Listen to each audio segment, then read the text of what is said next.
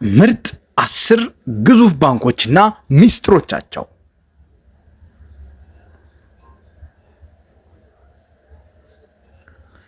ሰላም ጤና ይስጥልኝ ውድ የኮፊ ቲዩብ ቤተሰቦች፣ ዛሬ በቻናላችን ላይ ይዘንላችሁ የቀረብነው ቪዲዮ ከተለመዱት ቪዲዮዎች ወጣ ያለ ነው። የዓለምን የፋይናንስ ስነ ምህዳር ግሎባል ፋይናንሻል ኢኮሲስተም ከስር መሰረቱ እጅግ ጥልቅና ዝርዝር ሚስጥራዊ ትንተና ነው። ለመሆኑ በየቀኑ የምንገበያይበት የምንበደረውና የምናጠራቅመው የዓለም ገንዘብ መጨረሻው የት እንደሆነ አስበው ያውቃሉ? ከጀርባ ሆነው የሀገራትን ኢኮኖሚ የሚቀይሩ መንግስታትን በብድር የሚያንቀሳቅሱና የሰው ልጅ የዕለት ተዕለት ህይወት መስመር የሚወስኑ 10 ግዙፍ የፋይናንስ ባንኮች አሉ።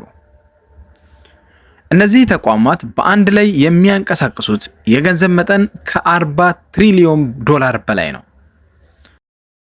ይህ ማለት ምን መሰላችሁ? የዓለማችንን ግማሽ ህዝብ ሀብት በአንድ ላይ በእጃቸው ይዘውታል ማለት ነው።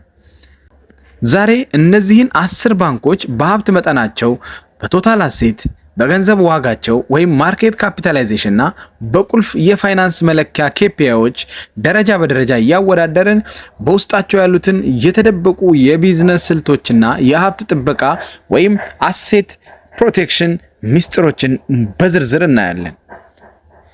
ይህ ቪዲዮ የፋይናንስ እውቀታችሁን ወይም ፋይናንሻል ሊትሬሲን ወደ ሌላ ደረጃ የሚያሳድግ በመሆኑ አንድም ሰከንድ ሳታሳልፉ እስከ መጨረሻው ድረስ አብራችሁኝ እንድትቆዩ እጋብዛችኋለሁ። ዝግጁ ከሆናችሁ ጉዟችንን ከ10ኛው ደረጃ የምንጀምረው ከሩቅ ምስራቅ ነው።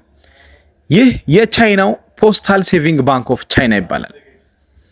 በ2.67 ትሪሊዮን ዶላር አጠቃላይ የሀብት መጠን 10ኛ ደረጃን ይዟል። ይህ ባንክ ከተራው ባንኮች የሚለየው እንዴት መሰላችሁ? የተመሰረተው በቻይና የፖስታ አገልግሎት ውስጥ ነው። ይህ ማለት በመላው ቻይና የፖስታ ቤት ባለበት ቦታ ሁሉ ይሄ ባንክ አለ። ከ600 ሚሊዮን በላይ ደንበኞች አሉት። የእነሱ ዋና የቢዝነስ ሞዴል አነስተኛ የቁጠባ ሂሳቦችን ወይም ሪቴል ዲፖዚትን በመሰብሰብ ለሀገሪቱ ግዙፍ የመሰረተ ልማት ግንባታዎች በብድር ማቅረብ ነው። ይህ ስልታዊ ቁጠባ ካፒታላቸው ሳይበረዝ ለረጅም ጊዜ ስራ ማስኬጃ እንዲውል በማድረግ ተራ የነበረውን የፖስታ አገልግሎት ዛሬ ወደ ዓለማችን ግዙፍ የፋይናንስ ንብረት ፕሮዳክቲቭ አሴት ቀይሮታል። 9ኛ ደረጃ ክሬዲት አግሪኮል። ወደ አውሮፓ እንሻገር። በ9ኛ ደረጃ ላይ የምናገኘው የፈረንሳዩን ኩራት ክሬዲት አግሪኮልን ነው። አጠቃላይ የሀብት መጠኑ 3.14 ትሪሊዮን ዶላር ነው። የዚህ ባንክ መነሻ ታሪክ እጅግ በጣም አስገራሚ ነው። የተመሰረተው በ19ኛው ክፍለ ዘመን መጨረሻ ላይ ለፈረንሳይ ገበሬዎችና የግብርና ምርቶች እሴት መጨመር አግሮ ፕሮሰሲንግ ፋይናንስ ለማቅረብ ነበር። ዛሬ ግን የፈረንሳይን ግማሽ የባንክ ኢንዱስትሪ የተቆጣጠረ ግዙፍ ተቋም ሆኗል። የነሱ ዋና የፋይናንስ መለኪያ ኬፒ የሚያሳየው ጥንካሬ በህብረት ስራ ማህበራት ወይንም ኮኦፐሬቲቭ ባንክ ላይ በተመሰረተ መዋቅር የደንበኞቻቸውን እምነት በማግኘትና በመሰብሰብ የሀብት ጥበቃን ወይም አሴት ፕሮቴክሽን በከፍተኛ ደረጃ ማረጋገጥ በመቻላቸው ነው። በ8ኛ ደረጃ ላይ የምናገኘው ስሙ በዓለም ዙሪያ ታዋቂ የሆነውን የለንደኑን መቀመጫ ኤችሲቢሲ ነው። አጠቃላይ የሀብት መጠኑ 3.21 ትሪሊዮን ዶላር ነው። ኤችሲቢሲ ማለት ሆንግ ኮንግ ኤንድ ሻንጋይ ባንኪንግ ኮርፖሬሽን ማለት ነው። ታሪኩ የሚጀምረው በእንግሊዝና በሩቅ ምስራቅ የንግድ ትስስር ትሬድ ፋይናንስ ላይ ነው። ይህ ባንክ የዓለምን የንግድ ፋይናንስና የኤልሲ ወይም ሌተር ኦፍ ክሬዲት ስራዎችን በመቆጣጠር ይታወቃል። በዓለም ዙሪያ ከ60 በላይ ሀገራት ውስጥ ቅርንጫፎች አሉት። የኤችሲቢሲ ዋና የፋይናንስ ስልት ወይም ፋይናንሻል ስትራቴጂ ዓለም አቀፍ የንግድ አካውንቶችን በማስተሳሰር በየቀኑ በቢሊዮን የሚቆጠር የጥሬ ገንዘብ ፍሰት ዴይሊ ካሽ ፍሎ ማመንጨት ላይ የተመሰረተ ነው። 7ኛ ደረጃ ቢኤንፒ ፓሪባስ። በ7ኛ ደረጃ ላይ ሌላኛው የፈረንሳይ የፋይናንስ ባንክ ቢኤንፒ ፓሪባስ በ3.27 ትሪሊዮን ዶላር አጠቃላይ ሀብት ይቀመጣል። ይህ ባንክ በአውሮፓ ህብረት ውስጥ እጅግ ከፍተኛ የንብረት ዝውውር የሚያደርግ ሲሆን በተለይ በኢንቨስትመንት ባንኪንግ እና በትልልቅ የሀብት አስተዳደር ወይም ዌልዝ ማኔጅመንት ላይ የተሰማራ ነው። የነሱ የንግድ ሞዴል በኮርፖሬት ብድሮች ወይም ኮርፖሬት ፋይናንሲንግ እና በአውሮፓ ታላላቅ ኩባንያዎች ላይ በሚያደርጉት ስልታዊ ኢንቨስትመንት ላይ የተመሰረተ ነው። የገንዘብ ስጋትን የመቆጣጠር ብቃታቸው ሪስክ ገቨርናንስ ባንኩ በዓለም አቀፍ ቀውሶች ውስጥ እንኳን ሳይናወጥ እንዲቆም አድርጎታል። ስድስተኛ ደረጃ ባንክ ኦፍ አሜሪካ። አሁን ወደ አሜሪካ የፋይናንስ እምብርት እንሂድ። ስድስተኛ ደረጃ ላይ የምናገኘው ባንክ ኦፍ አሜሪካ ወይም ባጭሩ BOA የሚባለው ግዙፍ ባንክ ነው። አጠቃላይ የሀብት መጠኑ 3.4 ትሪሊዮን ዶላር ደርሷል። ይህ ባንክ መጀመሪያ ሲመሰረት ባንክ ኦፍ ኢታሊ ወይም የጣሊያን ባንክ ይባል ነበር። ዓላማውም በሳን ፍራንሲስኮ ለነበሩ ስደተኛ ሰራተኞች የባንክ አገልግሎት መስጠት ነበር። ዛሬ ግን የአሜሪካን የዲጂታል ክፍያ ዲጂታል ባንኪንግ ኢኮሲስተም ሙሉ በሙሉ የተቆጣጠረ ግዙፍ ተቋም ሆኗል። በሚሊዮን የሚቆጠሩ አሜሪካውያን የቤት መግዣ ሞርጌጅ ሎን እና የተሽከርካሪ መግዣ ብድሮችን አሴት ፋይናንስ የሚወስዱት ከዚህ ባንክ ነው። ጠንካራ የባንክ ታሪክ ባንኪንግ ሂስትሪ በመገንባት የደንበኞቻቸውን የዕለት ተዕለት ወጪ በዲጂታል መተግበሪያዎች አማካኝነት ይቆጣጠራሉ።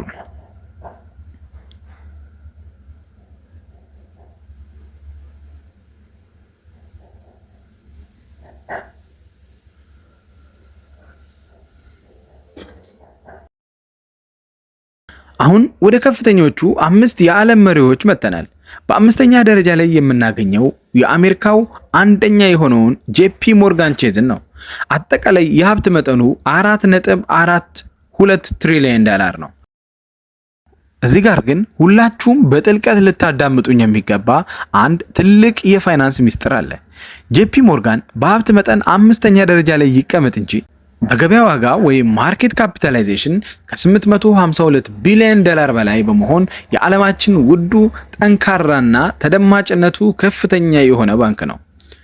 ይህ ባንክ በአንድ ሀገር ላይ ቀውስ ሲፈጠር መንግስታትን የመታደግ አቅም አለው።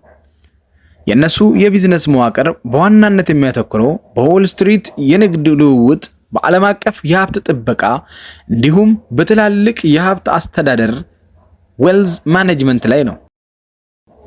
የጄፒ ሞርጋን ዋና ስራ አስፈጻሚ ጄሚ ዲሞን በዓለም ኢኮኖሚ ላይ ያላቸው ተጽዕኖ ከብዙ ሀገራት መሪዎች በላይ ነው። ጠንካራ የባንክ ታሪክና የፋይናንስ እውቀት እንዴት አንድን ተቋም የዓለም ገዢ እንደሚያደርገው ትልቁ ማሳያ የሆነ ባንክ ነው። ከአንደኛ እስከ 4ኛ ያለውን ደረጃ ከመመልከታችን በፊት አንድ እውነት እንነጋገር። ከዚህ በኋላ የምናያቸው አራቱም ባንኮች የአንድ ሀገር ንብረቶች ናቸው። እሷም ቻይና ናት። ቻይና ባለፉት 20 ዓመታት ውስጥ የገነባችው የኢኮኖሚ መዋቅር እነዚህን 4 ግዙፍ የመንግስት ባንኮች ወይም ስቴት ኦውንድ ባንክስ የዓለም መሪዎች አድርጓቸዋል። 4ኛ ደረጃ ባንክ ኦፍ ቻይና። በ4ኛ ደረጃ ላይ የምናገኘው ባንክ ኦፍ ቻይናን ነው። አጠቃላይ የሀብት መጠኑ 5.48 ትሪሊዮን ዶላር ደርሷል። ይህ ባንክ የቻይና ዓለም አቀፍ ፊት ተብሎ ይታወቃል።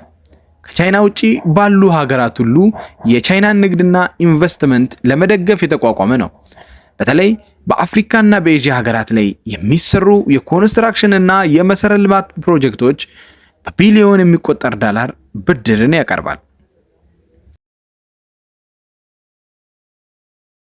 የነሱ የንግድ ፋይናንስ ወይም ትሬድ ፋይናንስ የቻይና ምርቶች በዓለም ዙሪያ በቀላሉ እንዲሰራጩ ማድረግ ነው።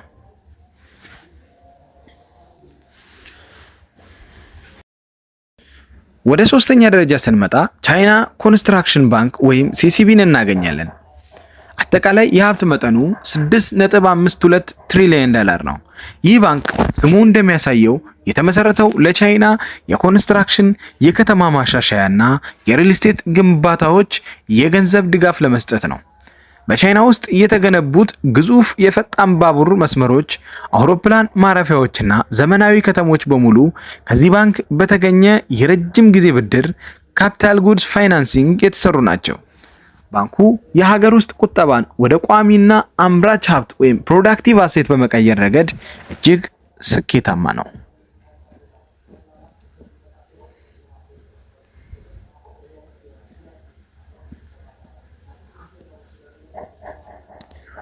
በሁለተኛ ደረጃ ላይ የሚገኘው አግሪካልቸራል ባንክ ኦፍ ቻይና ወይንም ኤቢሲ ይባላል። አጠቃላይ የሀብት መጠኑ እጅግ አስገራሚ 6.97 ትሪሊየን ዶላር ነው። ይህ ባንክ መጀመሪያ ሲመሰረት ለቻይና ገበሬዎችና ለአነስተኛ የግብርና ማህበራት ብድር ለመስጠት በማሰብ በማኦ ዜዱንግ ዘመን ነበር። ዛሬ ግን ከግማሽ ቢሊዮን በላይ ደንበኞች ያሉት የዓለማችን ሁለተኛው ግዙፍ ባንክ ሆኗል።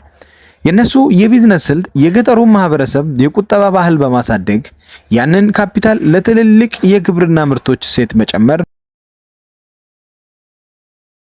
ወይም ዴይሊ ካሽ ፍሎ ማረጋገጥ ነው። አንደኛ ደረጃ ICBC ወይንም ኢንዱስትሪያል ኤንድ ኮመርሻል ባንክ ኦፍ ቻይና የዓለማችን ቁጥር 1 የፋይናንስ መሪ። እናም በመጨረሻ በኩራት በዓለማችን አንደኛ ደረጃ ላይ የተቀመጠውን ግዙፉን የፋይናንስ ንጉስ እንመለከታለን። እሱም ICBC ወይም ኢንዱስትሪያል ኤንድ ኮመርሻል ባንክ ኦፍ ቻይና ይባላል። አጠቃላይ የሀብት መጠኑ እጅግ በጣም አስደንጋጭ ሲሆን 7.6 ትሪሊየን ዶላር ነው። ይህ ገንዘብ ምን ያህል ግዙፍ እንደሆነ ለመረዳት የብዙ ታላላቅ የአውሮፓ ሀገራትን አጠቃላይ የሀገር ውስጥ ምርት GDP በአንድ ላይ ተደምሮ ይበልጣቸዋል። ICBC ከ800 ሚሊዮን በላይ የግል ደንበኞችና ከ10 ሚሊዮን በላይ የኮርፖሬት ደንበኞች አሉት። የባንኩ ዋና ሚስጥር የቻይናን ማኑፋክቸሪንግ፣ ከባድ ኢንዱስትሪዎችና ዓለም አቀፍ ንግድን ሙሉ በሙሉ በራሱ ካፒታል መደገፍ መቻሉ ነው። ጠንካራ የፋይናንስ ቁጥጥር ወይም ፋይናንሻል ገቨርነንስ እና ዘመናዊ የዲጂታል ክፍያ ስርዓት ዲጂታል ኢኮሲስተም በመጠቀም የዓለምን የገንዘብ ፍሰት በአንድ እጁ ለመቆጣጠር በቅቷል። ውድ የኮፊ ቲዩብ ተመልካቾቼ ዛሬ የተመለከትናቸው 10 ግዙፍ የዓለም ባንኮች የሚያስተምሩን አንድ ትልቅ እውነት አለ። ገንዘብ ዝም ብሎ የሚቀመጥ ቁስ ሳይሆን በትክክለኛ ዕውቀትና ስልት ከተያዘ ወደማይናወጥ ግዙፍ ሀብት ወይም ፕሮዳክቲቭ አሴት የሚቀየር የወርቅ ማዕድን መሆኑን ነው።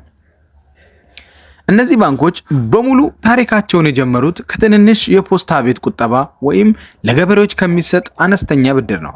ነገር ግን በትክክለኛ የፋይናንስ ዕውቀት ወይንም ፋይናንሻል ሊትሬሲ እና በጠንካራ የባንክ ታሪክ ዛሬ የዓለም መሪዎች ለመሆን በቅተዋል። እኛም በህይወታችን ውስጥ ያገኘነውን ጥሬ ገንዘብ ዝም ብለን ከመበተን ወይም መደበኛ ባልሆነ መንገድ ለሶስተኛ ወገን አሳልፎ በመስጠት ለራሳችን ላብ ያልተገባ ስጋት ወይም አንሴኪውርድ ሪስክ ከመፍጠር መቆጠብ አለብን። ከዚህ ይልቅ የሀብት ጥበቃ መርሆችን በመጠቀም ሀገራችንን የባንክ ምርቶችና የዲጂታል ክፍያ ስርዓቶችን በአግባቡ ለንግድ ስራ ማዋል ይኖርብናል። የዚህ ቪዲዮ እጅግ ጥልቅና ዝርዝር መረጃ የብዙ ሰዎችን የፋይናንስ ዕውቀት የሚቀይር በመሆኑ አሁኑኑ በዋትስአፕ፣ በቴሌግራም እና በፌስቡክ ለወዳጅ ዘመዶ ሼር ያድርጉት። ከዛሬዎቹ 10 ባንኮች ውስጥ የእናንተን ትኩረት ይበልጥ የሳበው የትኛው ባንክ ነው? ቀጣይስ በሀገራችን ስላሉት ባንኮች እንዲህ ያለ ጥልቅ ትንተና እንድንሰራላችሁ ትፈልጋላችሁ? አሁኑኑ ኮመንት ላይ ጻፉልኝ። ስለ ባንክ ምርቶች፣ አዋጭ የቢዝነስ መንገዶችና የፋይናንስ ዕውቀቶች ሁልጊዜም ጠቃሚ ይዘቶችን ይዤላችሁ እመጣለሁ። ኮፊ ቲዩብን አሁኑኑ ሰብስክራይብ ማድረጋችሁንና የደወል ምልክቱን መጫናችሁን እንዳትረሱ። በቀጣይ ቪዲዮ እስከምንገናኝ ድረስ ሰላምና ጤና ለእናንተ ይሁን።